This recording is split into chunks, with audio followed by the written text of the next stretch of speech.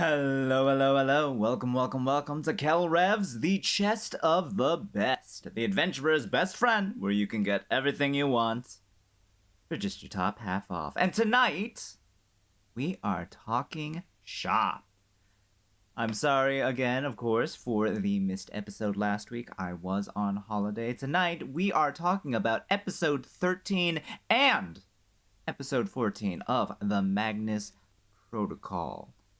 The reason that I'm covering both episodes, of course, is not anything particularly interesting, mind you. I was out for a little over a week, so I decided to cover the episodes I missed during my time off. Now, while the episodes themselves are notable on their own, there's no major connection in the grander narrative that ties them together. At least, nothing obvious. Though you could argue that the connecting thread between the two can be summarily defined simply with just two words: workplace drama. But that comes later. For now, let's get to it. I'll try to keep the summaries more brief than usual.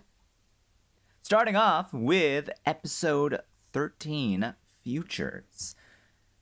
Takes place on March 14, 2024, the next day after episode 12. I guess Celia and Sam really couldn't wait for Saturday because the episode starts with them out on a dinner/very late breakfast date. The two exchange a bit of mutually flirtatious back and forth before Sam suggests they get the heavy baggage out there first. Celia reveals that she has a 1-year-old child named Jack, though she doesn't know the father. Sam reveals that he was pushed into every child enrichment program by his parents ever since he was tested and labeled as gifted. His obsession with being rejected by the Magnus Institute stems from his belief that everything kind of went downhill from there, from being rejected from Oxford to having a stress-induced mental breakdown at his previous job at a law firm. This leads to the two talking about whether the cases they get at work are real or not. Sam hopes they're not. Celia, on the other hand, is, quote, pretty sure they're real. End quote. The two order wine as we jump over to Lena's office, where Gwen asks if the case she got about Mr. Bonzo was her fault. Lena says that it certainly happened, and to a degree, yes, Gwen is responsible for the events that transpired. When Gwen asks why, Lena just goes on a spiel, quote, "The world is full of opposing forces, some benevolent, most not. In order for the wheels to keep turning, all these forces need to be monitored and balanced. That's where we come in." End quote. Gwen asks if this makes them the bad guys, but Lena simply clarifies that they're managing the bad guys, before sending Gwen away to check on her email saying that another external needs a new assignment. Thus, the incident begins. It's a voicemail, and so not dictated by any of the voices. The recording is from the customer support line for an app called Zorro Trade, which appears to be some sort of stock trading and investment app. The customer, later revealed to be named Darian, is filing a complaint and records a message for the customer service machine, angrily demanding his money. Apparently, Darian's been using the app for years despite its glitches and weird background checks, having invested so much money through it and using it to manage hedge funds and gain wealth ever since he was in school. In 2020, while with his friend on their yacht, and after shorting against the wrong companies, he was down on his luck, too broke for his lifestyle, and only had a few grand to his name when he discovered a hidden feature in the app called Personal Projection Short Selling Feature. Thinking he had nothing to lose, he puts the last of his funds in there. His friend, however, dumps him in a bad part of town where he's mugged for everything but his phone, and beaten up. After he recovers and tries desperately to find a way home, he gets a notification from his bank telling him a deposit has been received for £100,000. In the Zorro Trade app, he receives a separate notification. In recognition of your change in circumstances, your personal projection short sell has now been paid in full. Darian realizes that the way the app was working now was he was basically shorting slash betting against himself, and by coming out ahead, he'd made back his money and then some. And despite the bizarreness of the situation, he decides that if all he has to do is hurt himself and survive, then he could be filthy rich. He tests his hypothesis by betting 1,000, then picking a fight with a muscular stranger, losing a tooth, but getting a 400 profit. He bets 10K, then crashes a car into a tree, horribly messing up his leg, but making 50K profit. He spends several weeks sabotaging his own life and making money from the app as a result, saying it felt liberating and addicting. Finally, he invested £1 million, picked out a cliff that was high enough for him to just barely survive. He calls his friends and family to thoroughly burn those bridges, goes on social media to declare himself a firm believer of every messed up ideology, and then throws himself over. He wakes up 2 days later from a medically induced coma in the hospital, his body in a very miserable state of amputated limbs, shattered bones, and ruptured organs, but he doesn't care. No. He demands to see his phone, and he finds that ZoroTrader put his investment at 50 million. Except, he's in the red. It's not a payout, it's the money he owes. Quote, your payment has been suspended due to suspicious account activity, including potential insider trading. Official bodies have been notified. Please repay your outstanding balance or prepare for personal adjustment. Which brings him to his call with ZoroTrade customer support as he frantically demands his money, that he didn't do anything wrong and that it's not his fault. He gives his name and account number before the machine says he's being transferred to the adjustments department. Then there's static, some skittering noises, and then Darian freaks out as something comes in. He starts screaming for a nurse as he drops the phone, and then there's silence. And the incident ends. We cut back to Alice and Sam, who are working as usual. Alice asks how the date with Celia went, but Sam simply says it was nice, before acknowledging that maybe Alice wouldn't be comfortable knowing the details. Says that it'd be best that they keep things professional. The use of professional clearly hurts Alice, which Sam apologizes for, leading to Alice to resignedly say she's happy that Sam's happy.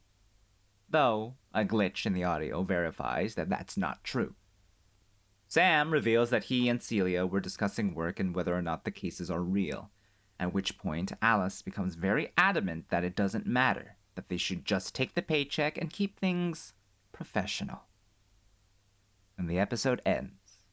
Filed CAT3RB 4622-1709-2023-1403-2024 under Gambling, Application, and Cross-Linked with Self-Destruction. Voicemail.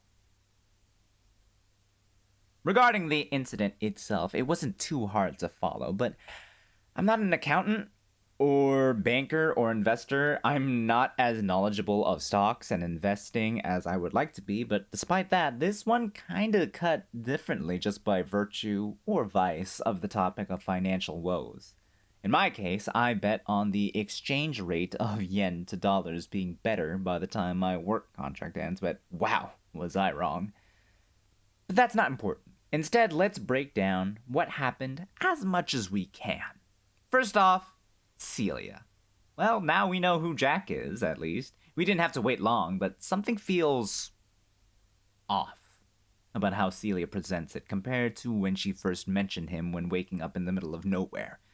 She talks about him casually, but when she first mentioned him, she made it sound like she was on a long road to getting to him. It just seemed weird that she would mention him at all, at least without context, but Jack apparently has to be her kid for real, considering the fact that the audio doesn't glitch out. So she has to be telling the truth. It's just something about her having a kid kind of puts the prediction that she's from the world of archives on its head. I don't know how or why. It's just a intuitive feeling that I get. But that's not evidence. Jumping over to Sam, now we're starting to get a little more background behind our bashful Sam. We knew that he was part of the Gifted Kids program for the Institute and Protocol, but it never occurred to me that he was under all this pressure. Perhaps it doesn't mean much in terms of pushing the narrative forward, but we can see now that Sam is capable of breaking down. I mean, he did it in episode Saturday Nights, but this is different. He doesn't describe the incident that occurs during his presentation at the legal firm, but if it can happen once, it can happen again. If it was a stress-induced breakdown, working at the OIAR is not exactly going to be better for him, no matter how mundane and uninvolved the work is. And I wonder if we got a peek at a flaw that could feed into some decisions in the future. Jumping on over to the meeting between Gwen and Lena, we should probably talk about Mr. Bonzo again. On the OIAR side of things, right? Gwen, it seems, doesn't have the stomach for her new line of work, after all. It seems we were wrong in guessing that Colin was on the chopping block for Mr. Bonzo, though I have to say, if Lena is right in that Gwen's message to Mr. Bonzo led to the incident that was recorded last episode, then Mr. Bonzo and everyone work incredibly fast.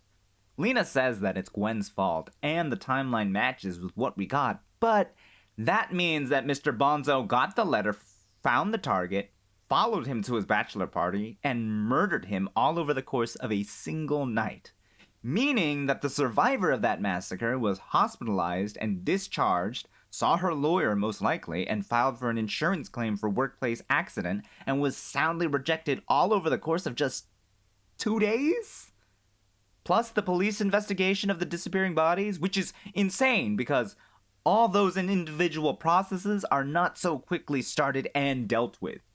I mean, I'm not intimately familiar with the process, but still, people losing a hand and getting released from a hospital that easily, and bureaucratic tape isn't easily cut when dealing with something like insurance, is it?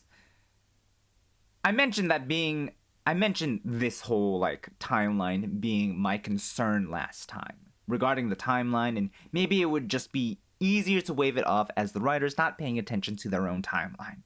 It wouldn't be the first time. Gertrude's death in archives is unclear due to how statements contradict themselves, and it is nitpicky to pay attention to that sort of thing, I suppose. But I also pointed out that if indeed the government has its hand elbow deep in all of this, messing with the powers in some way for some unknowable purpose while thoroughly covering it up, perhaps it wouldn't be out there for them to preemptively deal with the police and insurance companies to ensure that any sort of in-depth look at the incident would be avoided. Now, it could just be me trying to justify it, but that doesn't take away the fact that Mr. Bonzo is horrifying. Because if he didn't go out for the bachelor party before Gwen gave him the envelope, then the skin he's wearing is from a previous victim instead. Which means he definitely does have nightly activities outside of OIAR work. I don't know what I'm hoping for the next external that Gwen sees, but I don't want another Mr. Bonzo. But I feel like I'm going to get it anyways. Speaking of the meeting, we should probably talk about Lena. Saying that they're managing the powers that be and keeping them in balance it's not a good look. Lots of people in archives tried to keep the powers in balance. It didn't do them much good. Smirk, Lightner, literally everyone in the monolith post-change, managing the powers like they're just animals or plants to be pruned if they are overgrown. The powers have consistently shown that their hunger and desire is constantly felt and yearned for. there were far fewer individuals disinterested in the powers' intents and desires than the other way around. Lena's little declaration on paper reads like grandstanding self-importance. She's not giving us all the cards in her hands, but she and her superiors better have an ace up their sleeve to back up what they're saying. But we don't know what kind of cards they have in their hands. I just think that they're playing a losing hand while thinking that they have the winning hand. But that's for us to discover as time goes on. With that, let's talk about the incident itself.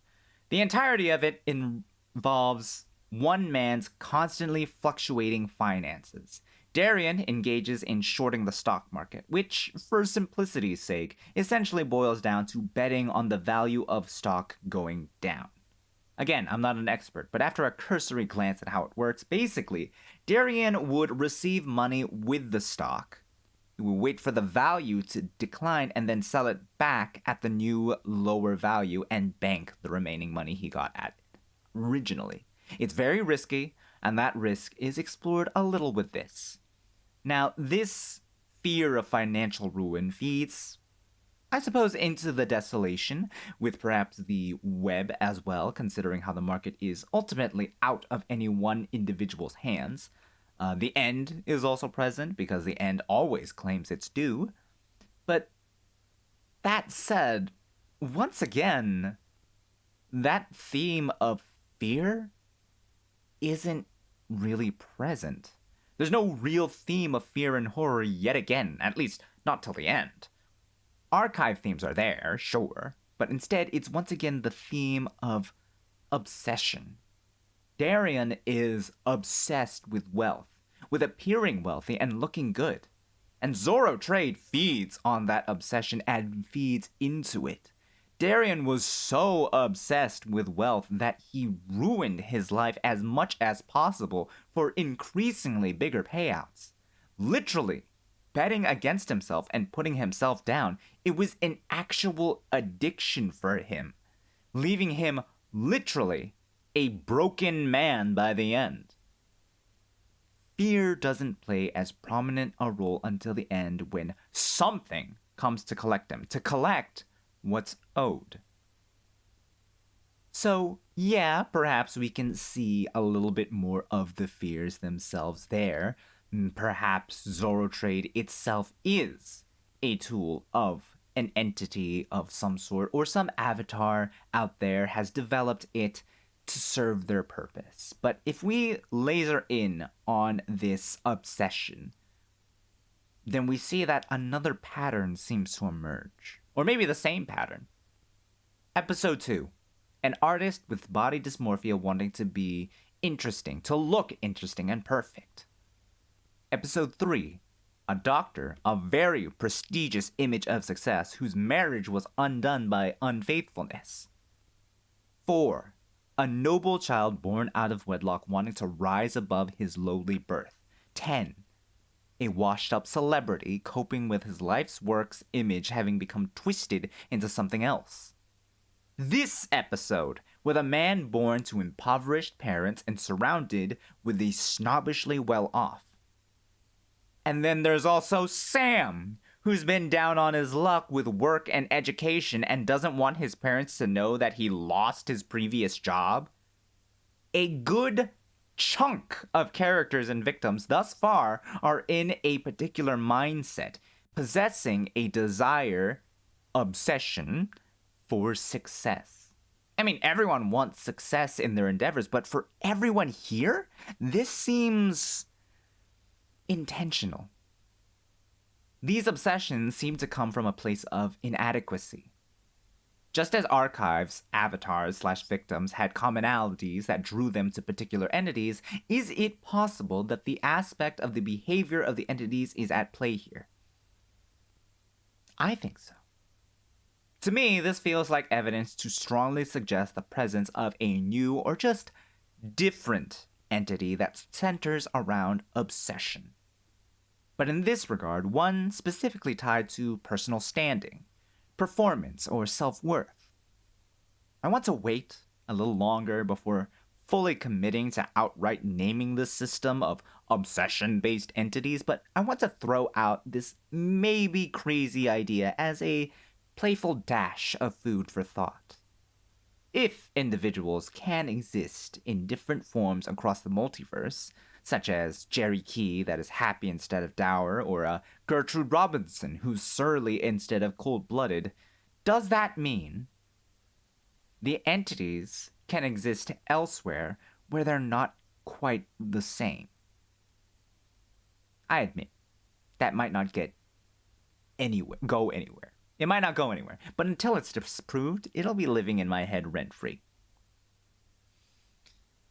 Regardless, the themes present in this incident are compelling. I doubt we'll see Zoro Trade again, but it would be very interesting if it got mentioned again, because I am seeing aspects of multiple entities here. Once again, a demonstration of the blending of the fears, but the absence of the fear until the very end really does seem like it feeds into something else instead. Though I suppose with how frantically he tries to get his money, instead of paying it back, I suppose the horror is present more strongly there. But again, we're gonna have to wait and see how things play out. I will say I do like how the writing turned out for episode 13, just by sheer virtue of like how it's presented. You know, shorting a stock and investments and things such as that, it's a difficult concept for me to grasp, but seeing it put out like this, where he literally is betting against himself and then making his life as miserable as possible to the point that he gets paid for it. He gets money for it, and then by the end, either the whatever it is like that's active there is picking on him, but he ends up not getting the payout that he so desired at the end. I can't help but wonder if there was something missing in his logic, or if, again, the entity is whatever it is just straight up bullying him. But by the end, he gets transferred to personal adjustments, and they come and collect their due, which includes him. If we ever see Darien again, then that'll be freaking horrifying, because the assumption would be that at this point, since his life was on the line, then his life is what is being used right now. But we probably aren't. It would be, I don't know, it would be a very fascinating way to extend the story for someone else. You know, that's one of those things that is touched upon in archives, is that everyone else sort of had their life that they were living despite the horror going on. Who knows? Maybe he is back and he's haunting someone else in the name of Zoro Trade, which I'm fairly certain is probably just a tool of whoever, of some entity. It's the only thing that makes sense, after all. Weird background checks. Curious, one can't help but wonder what that entails, but that's besides the point. That's just playful speculation at this point. And me just sort of gushing over the writing and the metaphors and the not quite symbolism, but the parallels between actually shorting a stock and what Darien does here. So props to the writers, I really enjoyed it. But that's it for episode 13. We'll talk about Alice, but real quick, we're going to take a quick break before we continue on to talk about episode 14. I'll be right back. Be right back with you in a second.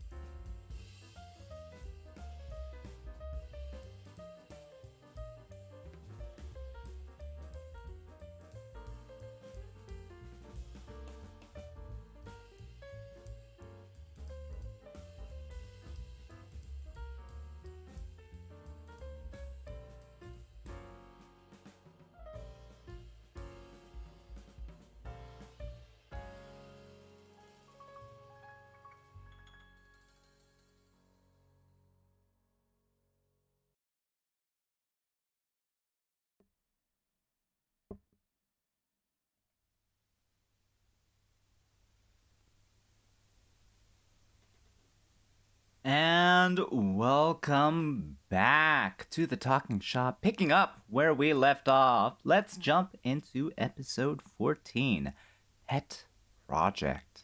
Episode 14 takes place on March 15th, 2024, the day after last episode. We start out with Alice and Celia taking their break and discussing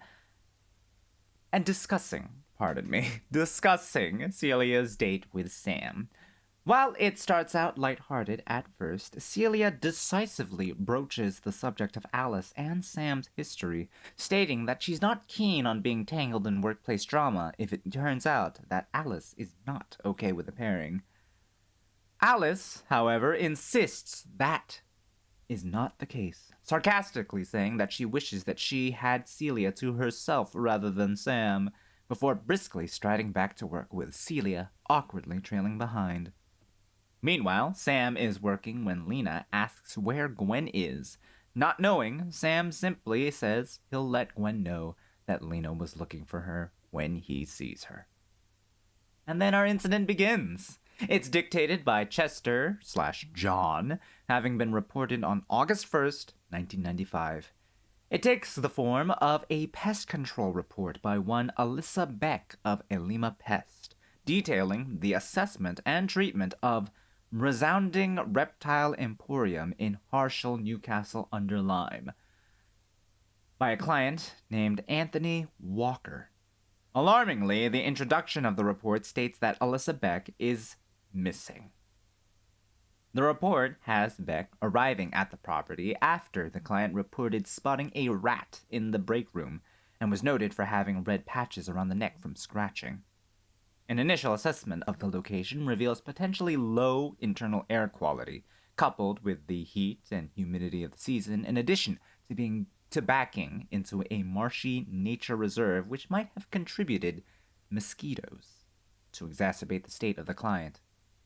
The client Walker is agitated, rambling about his burden as he pulled at Beck's sleeve, accidentally scratching her in the process. Beck inspects the break room, finding unfinished and likely spoiled food and empty frozen mice packets that she presumes to be snake food, as well as ants. Eventually, she finds evidence of the alleged rat, in reality, a squirrel, which she finds in the building soon after. In the process of preparing to capture the squirrel, she discovers a small hole between the break room and a small adjacent storage room, which serves as a small CCTV room, with cameras all on the shop floor. After capturing the squirrel and noting that it might be lethargic or injured, the style of the report shifts, with Beck saying that she probably doesn't have much time. She says this is for her father, who she knows will believe her, and that she's sorry that she didn't mean to be nosy. While in that room, she had started to watch the cameras. Out on the shop floor, the manager had been pushing a customer and his daughter to purchase a snake before throwing himself over the counter at them. The customers managed to escape, but Walker chased after them as his neck started to swell and bloat. The door, being closed on him, sent him falling backwards as something twitching falls from his mouth. There on the floor, his head continued to twitch and his jaw started to widen impossibly as thousands of snakes burst out of his body to cover the floor. Beck realized as Walker's body was being carried on the back of the snakes that they were heading towards her, and she slammed the door and locked it. She notes the mess of the room she's in. Printouts, delivery notes, a bunch of rejection letters from some institute he'd pinned to the wall with a kitchen knife. All the while, her own throat seemed to be swelling and itching, and Beck remembered, a little too late, the hole in the wall. The incident ends as she tells her father that she loves him. Sam tries to tell himself that the institute in the incident doesn't have to be the Magnus Institute. It could be any institute. When Gwen suddenly pipes up and surprises him. She offhandedly evaluates this incident, but doesn't think the letters have any place in the classification. Sam shakily agrees and gets back to work before letting Gwen know that Lena's looking for her. He asks if Gwen is okay, but is coldly dismissed, resulting in Sam bitterly accepting that, a turn of emotion that gives even Gwen pause. And then the episode ends, filed as CAT1RB 4426 0108 1995 1503 2024, filed under Transformation Snake, cross-linked with Horde. Now, let's start with the incident. Right off, theme of corruption. It's kind of hard to ignore. Potential infection, insects like mosquitoes and the ants, there's an element of flesh as well, and or the hunt due to the presence of snakes and mice and the squirrel as well. But the snake aspect is hard to pin down in terms of themes.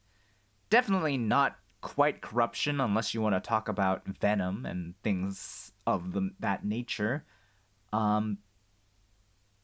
Flesh and hunt certainly have a place there, more so the hunt, but while there is that aspect of Beck being hunted down by those snakes, it doesn't feel like that comes into play until much later in the incident.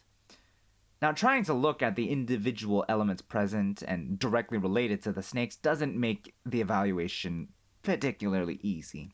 We have a man, right, Anthony Walker, which, by the way, kind of hilarious that the snakes are hiding in a man named Walker, who makes a living selling reptile pets and related items, rambling about a burden he bears, and apparently freaking out about a squirrel. It's a jumbled mess, as far as I can tell. And if there's a link that ties the conspiracy thread around them, all in a way that makes sense, it's not quite clear what any of it can mean. The most second thing to do is speculate at how the reveal explains early points in the episode. Like maybe Walker was worked up about the squirrel because its presence was egging the snakes inside him out. Similarly to how avatars like Daisy and John in Archives had to actively fight the compulsions of their entities. It might explain why the squirrel was injured already, and it's possible that all the unfinished food but empty frozen mice packets are because Walker was feeding the snakes inside him and could himself no longer eat normal food. But it still doesn't help us figure out his deal. Is he a victim or an avatar? The end result of the snakes exiting his body could lend the idea of him being a victim of the entities, but his behavior both in the incident, such as mentioning his burden, and the implication of him eating the mice packets and all other kinds of behaviors could lend credence to either possibility. There's no mention of the tattoo, so that thread of conversation doesn't help us either. Saying that it's an aspect of the hunt is hard because Walker doesn't act like a hunter. I mean, you could kind of sort of like make that argument as a merchant, as a salesman. He's looking for a sale. Heck, he could be peddling snake oil in some regards, but that probably doesn't quite apply because he's just selling animals. You know, that theme isn't quite there. You could argue the presence of flesh, but if flesh is feeding into this, he's not acting like a flesh avatar. He's not acting like a blend of either. He's not acting like a blend of flesh and hunt either.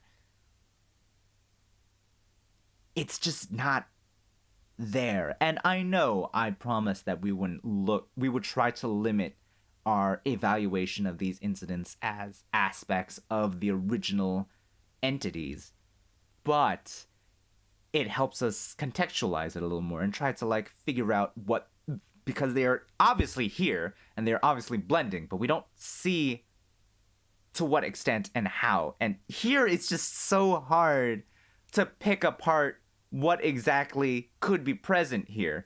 I guess the hunt is present, again, because Beck has to hide from the snakes and they are closing in on her. And the reptiles and the eating of mice, but again, if Walker is an avatar, he doesn't act like it. However, once again, there is the theme of obsession. One aspect of that is obvious, the mention of the institute.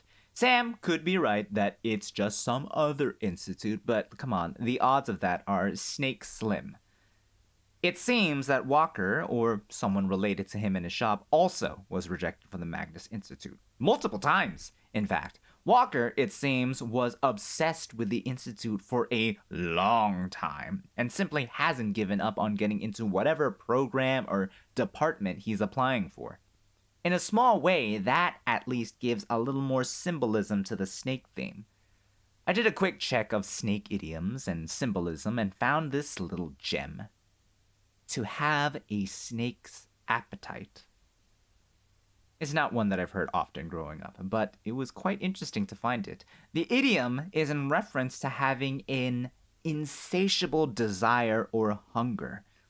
A line of thought that aligns quite well with the theme of obsession, I should say. Now, whether this obsession is related to whatever burden Walker bears is unclear, but I'm willing to bet that such is the case. But then the question is, what exactly is his burden? Surely it can't be summarized simply as having thousands of snakes within his body. But still, that's all we're getting from this, unfortunately. As for Miss Beck, the incident reports her as missing. Obviously, the snakes got to her, but my question is, will we see her again? Has she become a victim of an aspect of the flesh / hunt / whatever else it could possibly be and been consumed by the predatory serpents? Or, arguably worse, has she been forced to take up the burden of Walker? I don't know if I want to see her return, if only because I'm conflicted as to whether I want to know the answer to the mystery of Walker's burden, or if I want to preserve the horror of the unknown. As for the rest of the aspects of the incident, it's dictated by John / Chester, but the parallels with similar cases seems to really just be the mention of the Institute. There's an argument to be made about it being tangentially Watcher-related, as Beck simply watches the horror uncoil itself from the safety of a CCTV room, as well as an implication that she's always been a nosy individual, but that's about it. I can't help but wonder if it's time to set aside the patterns between dictated incidents until Augustus makes a reappearance, but who knows? Maybe a dictated incident will also be unclear in the reason why, and that'll give us some sort of new revelation, ? We'll see. One last note about the incident. I can't help but question why Miss Beck fully expected her father to believe her when she describes the events that take place. I don't think that it's because of the Institute being mentioned. It seems to be a result of the snakes, or maybe it's just a daughter's faith in her parents to believe her and trust her to be telling the truth. Who can say what Alyssa Beck was thinking when she did that? Maybe she was hysterical due to the horror and the unnatural nature, supernatural nature of the incident that she found herself in her final moments. In case that is not the case, and it turns out that Miss Beck's father has some sort of connection or reason to believe in the supernatural, then perhaps it might be good for us to keep the last name Beck in mind and keep that in our back pocket. I don't think anything is going to come of it, but if we see a name such as Beck pop up once more, it might be a good chance for us to pay a little more closely attention to whatever occurs there. And with that, we should go ahead and jump on over to the OIAR. For everything in the OIAR, we're entering a transitional period, I think. Tensions started to come down after Sam decided to drop his investigations, but now they're building up again. And it looks like the cast's strongest virtues are being put to the test, and their prospects are not looking good. Alice, I think, is one of the characters I'm worried for the most. Just from an emotional health point of view, she's the comic of the cast. She's supposed to be the comic of the cast, the jokester, the smiler, but now she's trying too hard to keep it up. She's the Stepford Smiler. She's the sad clown, telling jokes and trying so hard to laugh to assure everyone, as well as herself, that everything is okay. But it doesn't take a genius to see that she still has feelings for Sam, and seeing him get along really well with Celia is breaking her a bit. Or a lot. We don't know what their relationship was like in the past, but it clearly meant a lot to her. And now, it's affecting her badly. And I wonder if her efforts to put on a show of being okay is going to hold up. I don't think it will. But the question is, how will things turn out in the future for the cast as a whole, and how will Alice, whose needs are clearly not being met, react to everyone else? I hate to see her lose all cheer and become the Tim Stoker of the OIAR, but the way I see it, I fear that Alice is... if she's not going to react as angrily and as vengefully as Tim, I think Alice is just going to crumble when it comes down to it. Who knows, maybe she's stronger than that, but the sad clown trope and the Stepford Smiler trope are tropes for a reason. Tropes are tools, obviously. They don't have to be used, but you know what they say about the saddest people always smiling the brightest. Gwen, it seems, is trying hard to stay professional, to try and separate herself from the work she's doing because her ambition won't let her feel the guilt. Even if she's only responsible to a certain degree, she is still complicit in what is unquestionably cruel and unusual murder. Lena calls it managing the bad guys, but making sure the bad guys don't do worse things by drip-feeding them what they want is just black and gray morality. It's still against basic human decency, and Gwen, despite herself, is definitely feeling the mental toll, but trying to shake it off. Sunk cost fallacy, I suppose. If she's done it once, then it's already too late for her. Still, the fact that she's feeling at least some guilt means that she's no Elias. Well, not in the sense that we know Elias, if you know what I mean. I think there will be a line she doesn't cross. I think her professionalism and cold sense of distance has a limit. It's her virtue, but now it is a question of how far is it going to take her, or how far is she going to take it? And I think, while I think it will hit a limit, we are definitely a long way away from that limit.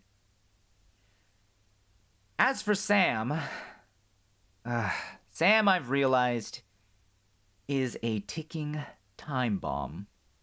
By his own admission, he had a mental breakdown that cost him his previous job, capping off years of stress and anxiety stemming from failing to perform to expectations at all stages of his life. By Alice and Celia's own assessment, he adorably is, quote, easy to wind up, but now we see that that has a very dark aspect. It took one mention of an institute, and suddenly he's so excited and perturbed that Gwen accidentally terrifies him out of his reverie, or relapse, if you will. And with it comes some inner bitterness. Sure, his cold regard to Gwen's words could simply stem from how Gwen is being so distant due to her work, but still, the way Gwen reacts shows that the awkward and arguably demure Sam's reaction is out of character for him. Sam probably isn't all smiles at the OIAR, that's Alice's job, but he's not terse. The fact that he is being terse now could mean that Gwen is seeing how her behavior is self-isolating, or it could mean that Sam's obsession with the Institute is steeped in sharp bitterness just as much as it is sadness, the latter of which ties a little too closely to previous incidents and their themes of obsession. Sam is getting stressed out. For a lack of a better, more elegant way to put it, he is stressing out badly over just his work, the Institute, and just everything. it seems. And I can't help but worry that when all that stress finally builds up inside of him and the narrative comes to a climax of sorts, Sam is going to make just questionable decisions in the heat of the moment, in the heat of passion, that could very well make him, I don't know, irredeemable? I'm getting way ahead of the story as it is and just speculating about what the future holds, but the archetypal journey of the masculine, if you will, archetypal journey sees one gaining power and knowledge as they progress throughout their own journey. And the climax revolves around the character either accepting that the power that they have is not what they need, or holding on to it. The outcome of that decision determining whether or not they succeed in their search for whatever it is that they're trying to do, or they don't. And in something like Magnus Protocol, the stubborn refusal to drop whatever pursuit of knowledge or power results in an untimely and gruesome demise, as seen with characters such as Tim, in some ways Daisy, John too, to some extent, but though, you know, the question of how many decisions are actually his is always up in the air. And Elias as well. Holding on to these sorts of things is dangerous, and Sam is...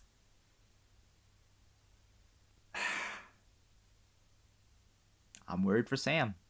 What can I say? That's all there is to it. But again, we're getting very, very far and ahead of ourselves. We'll just have to wait and see. But I get the sneaking suspicion Sam is not going to be the happy-go-lucky,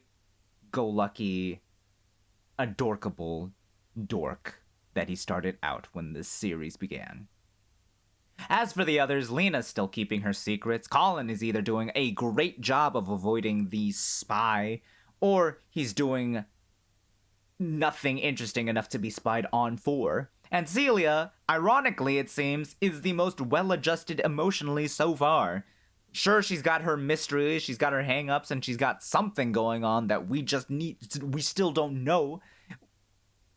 But so far it seems that the only thing that she has to worry about is the potential for workplace drama. And her own child, but among other things, that is just she seems fine emotionally. One can't help but wonder what kind of emotional journey she's expected to go on, if any at all. Overall, episode 14, while not providing any grand revelations as far as I can tell, as a transitional period, I think the writing is great. The good traits of the cast are now in a decidedly dangerous light, and what happens hereon gives us a great look into their behaviors and coping mechanisms when faced with stress and conflict, both internal and external. We have Alice, who is all smiles and jokes, now trying too hard to keep that facade going.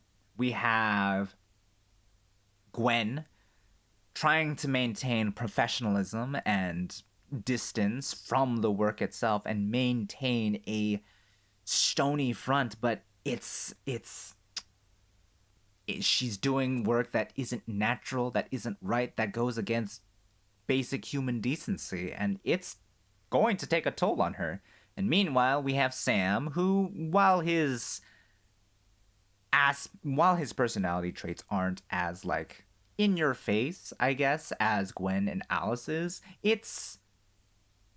we're seeing the aspects of his personality where he gets a little easily wound up, easily, focused and obsessed, and it's clear that it could very well become his undoing. It's it's just really cool to see it play out. I mean, like, as an audience member and a budding writer myself, it's just really cool to see how their personality traits are being put on their heads. Now, we may not know the motivations behind their actions, but we can see how they approach problems, and their approach will ultimately feed into their actions when the horrors finally step through the screen and confront them in earnest. I just hope that everyone is in a proper position to fight back when it comes down to that. But that's where the series is at this point in time. The next episode, episode 15, should be dropping in a couple of hours. Obviously, I'm going to go ahead and give that a listen, and I don't know, I feel like maybe I just sort of like breeze through this analysis. I'll try to give it a little more. Yeah, I think that the level of analysis here is something that I'm okay with. But if you find some sort of flaw in my reasoning, or you have something to contribute to the discussion and feel like there's something that I missed, something that could, another interesting tidbit that could follow along with this series as it progresses, by all means, please put them in the Discord, put them in the comments if you're watching this on the VOD. Thank you guys so much for popping in, hanging out, and being your beautiful selves. This has been Hell Revs the Talking Shop, and with that being said, shops closed. Get out. Bye-bye.